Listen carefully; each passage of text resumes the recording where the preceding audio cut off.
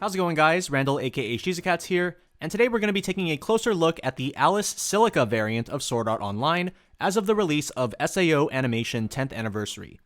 If you haven't already, I recommend first watching the Alice Argo 8 choice deck profile from the Tressa's Collectibles channel, as I explain many of the fundamentals of Alice decks in that video.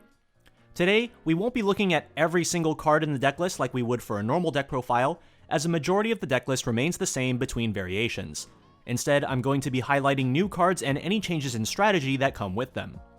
Also, as one final note before we get started, I will be taking a look at both the Japanese and English versions of Alice Silica, in order to give you guys context on the deck building choices I made when transitioning from one language to the other. Let's get started.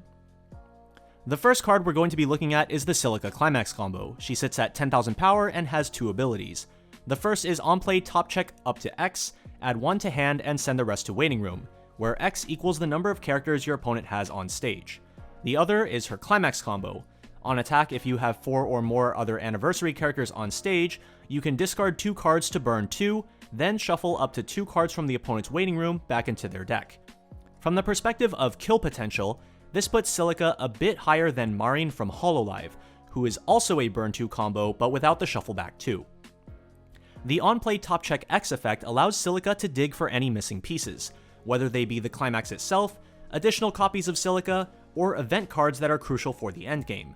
The top check X also effectively makes the cost for her climax combo a discard 1 instead of 2. As a result, it's much easier to accomplish triple climax combo than Argo. However, 2 copies of Argo with climax combo does a comparable amount of damage. The main weakness behind the Silica top end is the requirement of having 4 or more other anniversary characters on stage. Having enough cards to resolve all of the copies of Silica isn't actually the problem, it's actually her susceptibility to removal abilities such as memory kick backups. If your opponent uses a single memory kick backup to remove 1 Silica from the board, all subsequent copies will have their climax combos turned off. In order to circumvent this weakness, it's absolutely necessary to run the 2-1 Demonic Sword Graham event. Graham gives one of your characters plus 3000 power until the end of the turn, but more importantly, prevents your opponent from playing any counters, whether character or event, for the rest of the turn. Against decks that you know have access to a memory kick counter, you will want to be prioritizing Graham for your late game, and if you're playing against the Silica variant, you will want to be prioritizing your own memory kick counter to punish opponents that have not prepared their Graham event. Additionally, one particular card gains a significant amount of value in Silica builds, the level 3 Lisbeth stock swap. Apart from being a stock swap, she also has a very niche secondary effect that gives all of your characters plus 4000 power until the end of the turn. In the event that you aren't able to secure a Graham event, Lisbeth is the next best option, being able to buff your Silica combos out of counter range. Next, let's take a look at the level 0 Silica. This is a retrain of the level 3 Silica from the original SAO set, having the same name but a brand new set of effects. On play, you can discard 1 card to salvage a level X or lower character, where X equals the number of Silica Climax combos in your waiting room. This effect is similar to the Lifa level 0 RR, but without the RNG of needing to reveal a high level card on top of your deck in order to salvage a high level character. However, this also means that you don't get to look at the top card of your deck either. Silica's second ability is an Act. Pay 1 and sacrifice yourself to salvage the Silica Climax combo from your waiting room, a fantastic way to easily secure an endgame piece. Personally, I like to run at least 2 copies of this level 0 Silica. While I have seen some other players run just a single copy, I think that the ability to use 1 Silica to salvage another, and then use both of their abilities to salvage 2 copies of the level 3 is quite strong. Now let's take a look at the decklist itself, starting with a Japanese version of the list that I personally played in tournaments. The JP version has a few cards that don't exist in English due to being from the light novel 10th anniversary set that's only in Japanese. The most important card that's missing, however, is the level 0 Kirito. On play, he gets plus 1500 power until end of turn, and on death, he can use his Chiuri effect. Discard 1 to look at up to 4 cards from the top of the deck, choose up to 1 anniversary trait character from among them, add it to hand, and send the rest to waiting room. This card is the all-in-one package. First of all, the effect can be used to grab anniversary trait characters of any level, meaning it can be used to secure level 0 playables throughout the first couple turns. As I've explained in the deck profile on Tressa's, it's crucial that you have enough playables to make attacks and build stock throughout your first 2 turns. Secondly, it gives the deck a source of flexible mill, extremely important when going into your turn 3.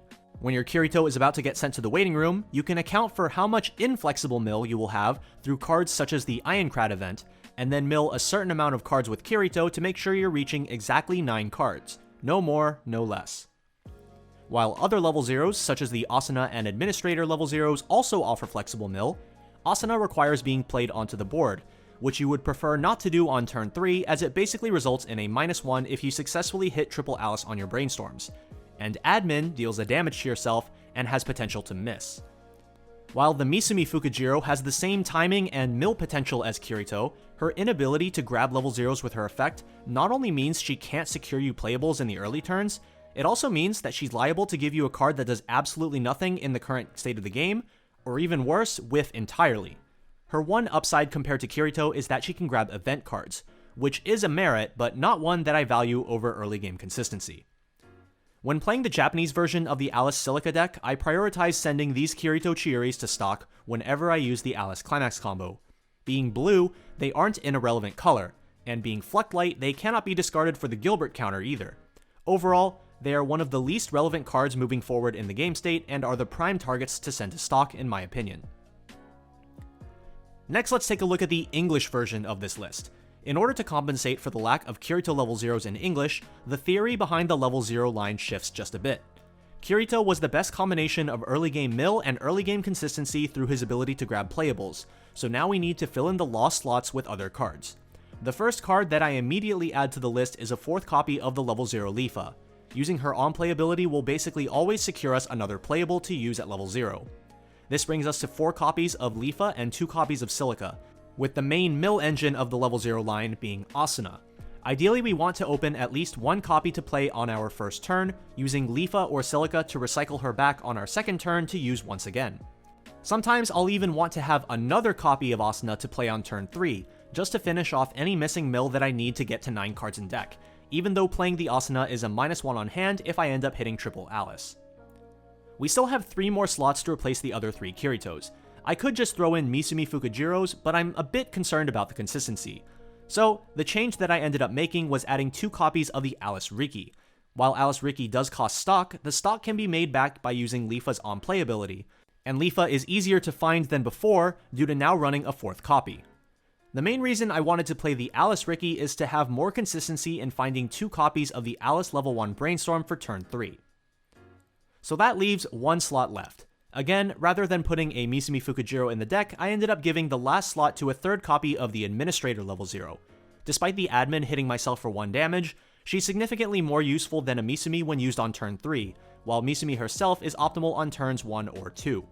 Additionally, she gave a little bit more red to the deck, as I didn't want to have to level any of the more important pieces, such as the Silicas or Gram events, and her level swap ability is potentially useful for this as well. Between the Argo and Silica versions, the game plan is more or less the same. Spend your first 2 turns prepping for your Brainstorm turn, which is on turn 3. Moving on to the later stages of the game, if your opponent is contesting your board, it's probably best to let them run your board over rather than use counters. This not only leaves you with more hand to use for your Silica finishers, but also leaves your opponent with more characters on the board, allowing Silica to look at more cards from the top of the deck when she uses her on-play ability. Additionally, if you have an Asuna early play on stage and you cancel during her battle, it's best to bounce her back to your hand regardless of whether or not your opponent is actually threatening to defeat her.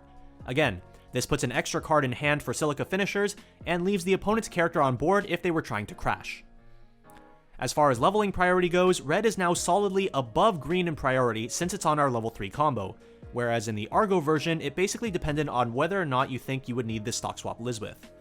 If you're unable to secure green in the Silica version as a result of prioritizing red instead, look out for the Argo Brainstorm, since her continuous effect allows you to play the 2-3 anti-damage event without actually having green. As one final note, one question that I've been asked a lot, including by my fellow Tressa's Collectibles members, is why I chose the Argo deck over the Silica deck as our main deck profile on the channel. There are 2 reasons why I chose the Argo deck. The first is the lack of Kirito Chiuri to give the deck a reliable source of mill and early game playables. I chose to address this weakness by making the deck a choice.